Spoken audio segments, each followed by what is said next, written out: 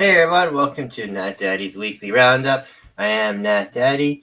It is March 15th, halfway through the month already. Man, this year is flying by so fast. Got a big week of books here for you guys. Got about 13 or so that I pulled that I thought were a little bit interesting or maybe worth pointing out. Very indie heavy. That's the way I like a show. I love the independent books because a lot of times they don't get the recognition or the attention that they should. But before we jump into that, let's thank the sponsors that help make this show possible.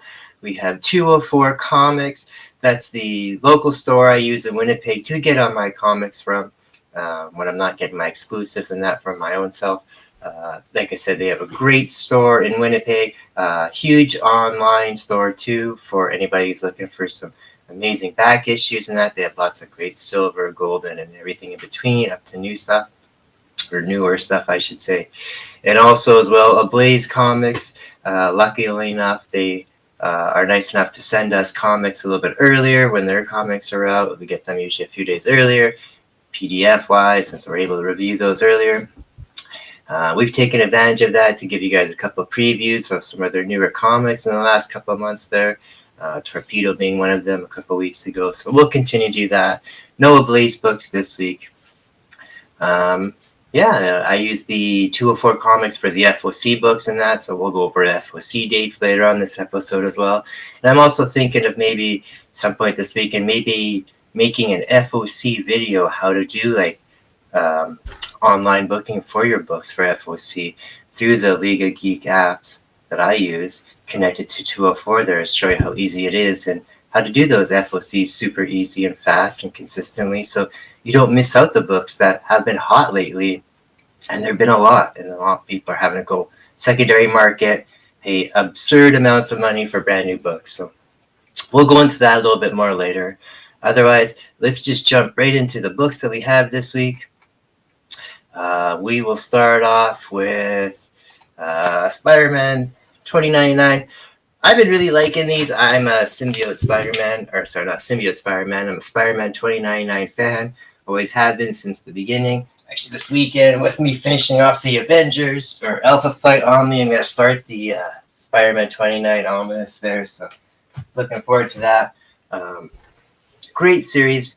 They've been, like I said, lately, instead of been having an ongoing Spider-Man 2099 series, they've been having multiple kind of short volumes in that. They just finished up one last month that had introduction of all the kind of the monster spooky characters into the 2099. So now they're doing Symbiote Spider-Man 99 here. We have the Venom of 2099 going around, and going to take on Spider-Man now with Miguel O'Hara, the future Spider-Man, who now has kind of been taken over, possessed, influenced by this other symbiote that was in the Alchemix lab there. So kind of neat story. Do enjoy the artwork here.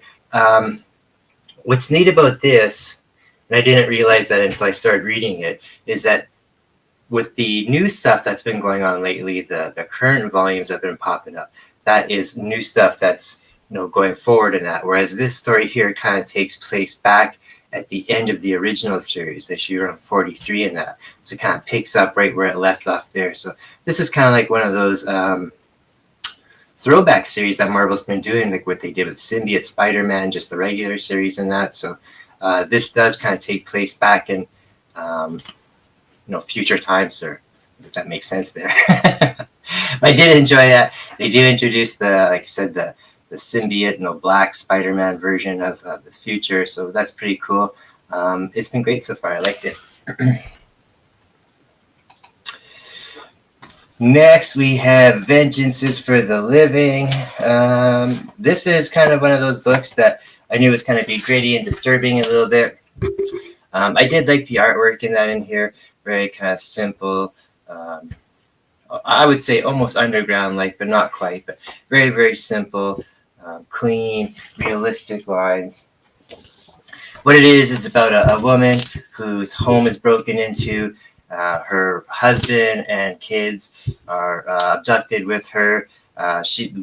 the start of this book she wakes up, digging out from the grave. She doesn't even remember in that. Her throat's been slit, her arm's been mangled and that, so she's in the hospital. Her kids are dead. They were in the ground buried with her, and her husband's still missing. So now she's having to deal with the loss of her family. These murderers are still out there, and she almost kind of starts doing this vengeance kick kind of thing. It's not that she goes actively seeking for them or anything.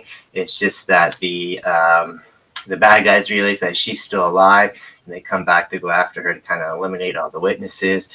And she starts kind of picking them off as they come in and that. So great book so far. This is only the first issue of 4. It is a bigger book, a thicker book in that, so it is a little bit more expensive, but definitely worth it. I liked it quite a bit. It's definitely in the same kind of tone as some of those 70s and early 80s kind of exploitation films that, Last House on the Left and Spit on Your Grave and stuff like that. So from Floating World Comics, Vengeance is for the Living. I like that one a lot. Let's see here. This is issue 6 of Transformers, and normally, again, I don't cover books that are like further into their series. I usually just kind of do brand new books, first issues of ongoing series in that. But this is the end of the first arc of the reboot of that Transformers stuff from Skybound. This has been an amazing series. All the Energon stuff, whether it's the Transformers, the G.I. Joe stuff, or the Void Rival stuff, has been truly amazing. This has been probably one of the best issues in here. You got Daniel Warren Johnson still doing the art and the storytelling. After this issue, he's going to be just doing the writing for a little while. Somebody else will be picking up the writing or the art for the next part of the arc. This is kind of the final send-off, the final battle of the first arc of the Autobots and Decepticons. What I like about this is it's pretty faithful to the original stuff here, but also does change it and have enough little surprises to make it feel fresh and new. Lots of great action here. All the fight scenes still have the Transformers doing wrestling moves on each other, but Daniel Warren Johnson has kind of weaved through all the comics so far. Again, kind of an ode to his Duo Power Bomb series. That was a great book. Somebody dies in here. So as you can see on the cover there, you can see maybe it's Optimus Prime. It does have that feeling like in the Transformers movie where Optimus does die in that. So we maybe see kind of an homage to that as well too. But this is a great series. Like I said, this arc does finish off, and it leaves enough questions and makes you wanting more to continue on with the rest of the series when it does come out next month, starting a new arc with new creative team on it. So hats off to them again. Truly one of the best series of the year so far. Our next book here is kind of in the same vein. It's another reboot of a super popular 80s series. It's the Thundercats, this time from Dynamite. This is only issue 2 so far. This is just the Thundercats itself. It's not a whole universe or has a bunch of different properties tied in like Transformers is doing with the G.I. Joe stuff. But great book so far. Again, faithful to the original source material where the Thundercats have crashed on the planet. The mutants have followed them and have found them in the last issue, and they had a big battle. Lionel started off as a kid and now as an adult dealing with that. So pretty good stuff all around. This issue, it does introduce a new Thundercat character. The Thundercats are salvaging and exploring the crashed mutant ship, and they come across a trapped, captured Thundercat that was never around before. So it's a female cat named Calica. Obviously, they take her with her, but whether she's friend or foe, we don't know. We maybe have a little bit of an idea towards the end of the issue, but great book so far. Really do like the art in here. It hasn't been as huge of an impact as the other property has been, the Transformers and G.I. Joe stuff, but pretty good book so far. I'm quite enjoying it. So being an 80s kid myself, I'm loving seeing all these properties. The He-Man books are always popping up, so I love all this stuff. You got Biker Mars from Mars coming up again soon, and just saw yesterday the Street Shark faction figures coming out. So great time for nostalgia. Our next book here was almost my pick of the week. Probably I really enjoyed this book. It's from Boom Studios. It's Boombox. It's I Heart Skull Crusher. It's a fun book. The art is really fun and amazing here. Kind of has that, I would almost say that anime Sailor Moon type feel to it. It definitely made me think of like kind of Sailor Moon type while I was reading in that. But it's pretty fun. It's about this future society. And the young woman on the cover there, she's just turned 18, and her whole life, all she ever wanted to do was become a paintball player. She wants to idolize her favorite player at all time is the Skull Crusher, and she wants to be on the Skull Crusher's team. So that's kind of like the Michael Jordan of paintball. So that's a great female player. And paintball is basically a game of kind of like baseball or soccer or basketball, but the idea is to not only score on your team, but kill as many of your team opponents on your way of doing it. So it's kind of like a gladiator meets basketball type thing. And this girl loves this sport so much, and it's the biggest thing in this kind of futuristic dystopian society. So it turns out when she turns 18, there's going to be a contest where all these people will compete to form a team to become, hopefully, members of this new Skull Crusher team. So she wants to join this team, and lots of fun, lots of zaniness. Definitely not for younger viewers, maybe mid-teens. I believe that's what the Boombox stuff is, and kind of like a adult stuff. But I really enjoyed this. I hope it ends up becoming some kind of streaming property or TV show or something. But I'm really enjoying this book, and I will definitely look forward to it. Future issues. I Heart Skull Crusher from Boombox. So, really neat.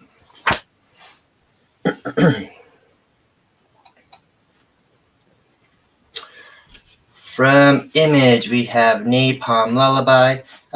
This one is double size, so you could pay a little bit more there, but still not too bad of a price. Really great artwork in here. Clean. Oh, can't show that cover. Clean. Bright colors. This is kind of a futuristic society, almost like kind of futuristic, almost Western-like. And it's about this guy who's been raised by this cult to believe he's all powerful and that. And they're kind of like assassins in it as well too. So if you don't follow them, you're kind of against them, and they kind of will wipe you out in that. It's really quite neat. I quite enjoyed it. There is some other stuff going on here where there's like a guild that's kind of works against the government as well too. So lots of different stuff going on. All-star team of Rick Remender doing the writing and Bengal doing the art here. So definitely check it out if you're a fan of their work. I liked it a lot. It was a really good start. Lots of stuff going on, so a little bit tough to give you an accurate description of where you're going there, but I liked it so far, and I'll definitely check out another issue. One of the weirder and more eccentric books from the week is I guess it's kind of Hawaiian Comics Relief. It's in support of the Maui fires there.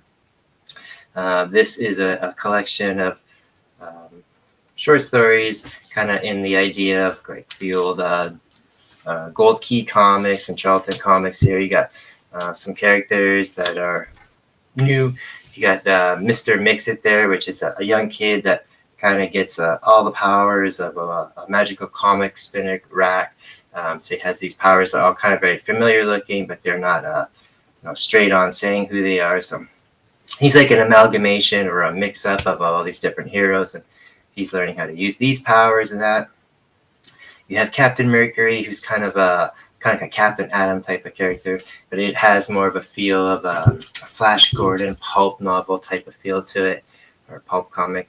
And Miss Molecule, she's kind of almost like the Atom or Ant-Man as well too, where she shrinks down to microscopic sizes, and usually has adventures inside people's bodies or persons' bodies and that. So that was fun there as well too. Yeah, good artwork, good size comic. Um, yeah, I really enjoyed this. Anyone could like this. Um, yeah, lots of good stuff. Like I said, if you were a fan of like stuff like the Charlton stuff, like Yang, and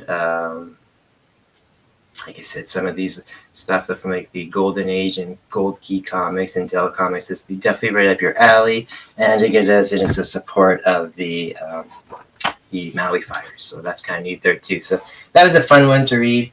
Definitely do check that one out. What is next on the list? Another fun one that I enjoyed was from Blood Moon Comics. Definitely not for youngsters, as it says on the cover there. This is Humbaba. This is in the Florida swamps. There is a hillbilly guy that is always chasing this I won't say mythological, but this folk story of a deer, kind of like the one that always gets away. This one giant buck with all these giant antlers, points, and that. So it's kind of like a urban legend around there that everyone's always hunting for. So this guy goes and sees like this swamp witch doctor lady to get a magical item to help him finally bag this creature. And he does, and she uses some black magic on it, and this creature actually does find it, and the creature becomes like this distorted swamp monster, and that now he's responsible. That's kind of unleashed on the world. So lots of goriness in here, lots of kind of silly slapstick humor, but some really great artwork here. So sort of some finely kind of almost watercolor pastel type of art. But again, in a very horrific fashion as well too. This kind of monster that was originally this great deer that has this like evil spirit in it. So fun book as well too. Humbaba from Blood Moon Comics. From Dark Horse, we have Helen of Windorm from Tom King here. This one is kind of neat. It is about a young woman there, as you see on the cover. She is 16 years old, and she's been living away from her, or not living away from, but living with her father, away from the rest of the family. The father is a great writer. He's been kind of like Sir Arthur Conan Doyle, or Robert Howard, I should say. Yeah, more like Robert Howard, where he's known for like writing all these great fancy mythological creatures. Especially this one great character that's well known, almost like a Conan type of character. Her father dies, and she's left living on her own, kind of on this outskirts of this western type of town. And her her grandfather, who's quite wealthy, sends for her to come back to live to the family estate, and they'll be taken care of because her dad's passed. So he sends this woman to get her, and he brings her back, or she brings her back, and she finds out that this 16-year-old girl is kind of wild, for lack of a better word. She's a drunk, she smokes, she doesn't do any schooling, she kind of just does whatever she wants, kind of like juvenile delinquent Pippi Longstocking. So as she gets brought back to the estate there, the grandfather is still away on business, and so she's just kind to the woman who was brought her back is left to take care of her with the groundskeeper, and all they can do is basically keep her on the grounds because all she does is steal wine from the wine cellar and drink and smoke and get drunk all day and pass out places. But at the same time, in the night, wakes up with these horrific nightmares. So turns out that these horrific nightmares that she keeps having are true, and it's these monsters in that, and it has something to do with not just the family, but that area that they're in now. The grandfather comes back, and this grandfather is perhaps this creature, this fictional guy that the dad was writing about. So maybe all this fantasy land stuff that the father is known for writing about is true, and she's a part of it. So kind of neat there. I liked it. From Marvel, we have a new Ghost Rider series, Ghost Rider Final Vengeance. This one I picked up. I'm okay of a Ghost Rider fan, but I knew something different was going to be happening here. So the premise of this is the Ghost Rider spirit. So the spirit itself that is the Ghost Rider, that turns people into Ghost Rider, leaves Johnny Blaze because it feels like Johnny Blaze is like too good. You know, he uses the Ghost Rider stuff for good. He's not out there doing enough vengeance stuff, so leaves him powerless in a time where he can't be powerless. He's fighting a monster, and the spirit starts bouncing around all over the world seeking a new host. So we see it bounce around for, through different civilians. It pops into a few different Marvel characters, and then finally decides on who it's going to pick as its final host. Someone that has no hesitancy to hurt people or loyalties and stuff. It's just the ultimate vengeance host. So don't want to give away who it is. I know a lot of places give it away in the write-up and the synopsis and that, but it is a Marvel villain that ends up becoming the new vengeance spirit. So that's kind of neat there. So see how it goes. So this was all right. From AWA Studios, we have Little Black Book. I like the artwork on this one. Pretty simple, straightforward art. Some really nice coloring. It is about a guy. Him and his wife / guy, I guess girlfriend maybe, are a young couple about to have a baby. They're trying to set up a home for themselves. It looks like they're probably not super wealthy, but they're trying to make do. Somewhere in the Southwest, kind of like this Western type of area. And this person shows up saying that his father has passed and he's left in this house. And this guy hasn't had anything to do with his dad since he was like a little kid. His dad walked out the door like 20 plus years ago. So he's had nothing to do with them. And now he's left in this really nice property. So first he doesn't want it, but the girlfriend says, no, you got to take it. We need a new home. We have this new family and stuff. So they go and they move there. And as they're unpacking and setting up the home and that, the guy comes across his dad's little black book, an address book. And it's all full of names and numbers and people. And you can tell it's like a gangster's black book. So it has numbers for like cleanup people and assassins and, just all around bad stuff. So they get rid of it, not wanting to have anything to do with it, and continue on setting up their new life. A little while later, the guy gets a phone call. And he's sleeping. He gets a phone call from the girlfriend saying that as she was driving home, she hit somebody with the car, and the person's lying there dead. So they panic. He ends up digging out this little black book there to phone one of these people to deal with this, because they don't want to have anything to go to jail or deal with this homeless person that got ran over. So this all starts happening, and now he's weaved back into this world that perhaps his dad purposely left him out of 20 years ago. So neat kind of a story so far. This will definitely get turned into a movie at some point. So, but I enjoyed this so far. All right, what's next on the list? Batman and Dylan Dog. This was a good book. I quite like this. I'm not familiar with the Dylan Dog character.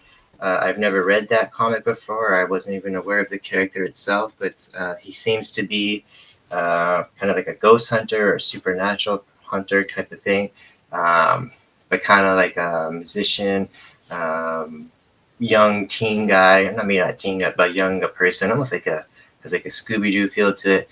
He has a sidekick that's Groucho Marx.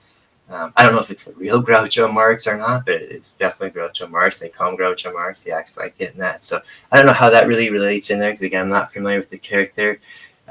He obviously has an arch villain. His name is Dr. Xanabarus, I believe, in here, and he's this evil doctor that has a tendency to work on the dead or bring the dead back to life. And then we have Batman here with his arch nemesis Joker. So they all tie together. Apparently in this story, in the past, the Joker and this Dr. Xanabarus have a history, so they're kind of reconnecting all this. And Batman and the Dylan Dog character have to kind of work together to defeat this team here. So a little bit of supernatural stuff in here. Like I said, this young guy here, Dylan Dog, is a kind of a supernatural ghost hunter in that. So I was intrigued just to see about it. Great artwork in here, like some amazing color in that. Very psychedelic, almost feels kind of like 60s, like I said, art. Like some very colorful. The art itself kind of has like a almost has like a magnolia feel to it. So I was really quite impressed with this. It is a thicker book, probably double sided, and that there's that Groucho character I was talking about. So it does cost a little bit more, $6 in that, but it does have a nice harder cover. I'll definitely check out the rest of the series there because, like I said, it was kind of intriguing just to learn a little bit of this new character, and I'm really enjoying the art and color on it. So, Batman Dylan Dog #1 of 4, I believe, and it's from DC. Okay. All right. Last book on my list this week was John Carpenter's Toxic Commando. Fun read here. I like the artwork in here too. Very graphic. Kind of gives me that horror feel from the 60s and 70s there. Amazing color on here as well. So that's one of the great things here too. This is about a a company with this kind of I wouldn't say necessarily evil CEO, but it's definitely not a doing for the greater of good CEO that wants to keep drilling the biggest and deepest hole into the earth so they can find a new source of energy, because obviously everything's running out. So they keep doing this even though they get told not to in that, and they come across this toxic sludge stuff that kind of it is what they drill into, and it releases all this evil monsters and that. So now they're dealing with that.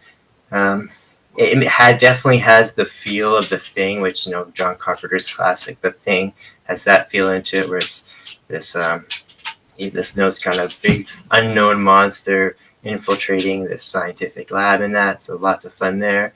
Lots of adventure as well too, because there's like this SWAT team going after it and that. So I quite enjoy it. Yeah, good fun stuff. Good fun horror action. Basically, exactly what you expect from something from John Carpenter. So I enjoyed that as well too. What's left? Oh yeah, we got our FOC. So that's what I read this week. What's coming out for ordering this weekend? So make sure you order these by Saturday for most of your local comic book stores to guarantee you get the books that you want. Again, can't stress it enough, especially lately with the launch of the Ultimate titles from Marvel and lots of these great indie books that if you're not ordering them, you're not getting them. There's not even copies hitting the shelves because so many people order them that they can't even, put copies on the shelf. So right off the bat, even if you're there 10 o'clock in the morning, 11 o'clock in the morning when the store opens, you might not even get a copy. And then if you want it, some of these books are 60, 70, 80, 100 plus book or $100 plus on the secondary market within days of coming out. So a lot of times those prices do drop as time goes on, but so far some of these books have not yet. So it's a risky game, but if you do this stuff, you won't have to play that game. So your books for April 10th, again, your Opus Comics, your Image books, your Boom, American Mythology, Dynamite. That has that new Hercules, the Disney one, starts up there. Got Magma Comics, which has Silicon Bandits, and then your Scout Comics and DC. So this has got a huge list compared to the last couple. So April 17th has Dark Horse, Marvel, AWA, Vault, Behemoth, and then they got those Penthouse Comics issue 2. April 24th, again, has your Dark Horse Comics, which is just the Star Wars Republic Adventures only, because April 17th had the rest of the Dark Horse stuff. IDW books, Black Box, it has the Biomex book, and May 1st, You got your Marvel, which is your Blood Hunt book. There is free copies, kind of preview copies of the Blood Hunt stuff at all your comic book stores this week. If you check that out, it kind of gives you a preview of what's coming up there. And then Distillery has Blood Brothers #1 as well. All right, everybody, that's what we read this week. And, well, I read a lot more, but that's what I filtered out, which I thought was probably the best for you guys this week. Yeah, hopefully I can get that Alpha Flight Omni done for you guys this weekend. Maybe squeeze in another quick little bonus one there too, something fun I found. Otherwise, we will see you next week for another review.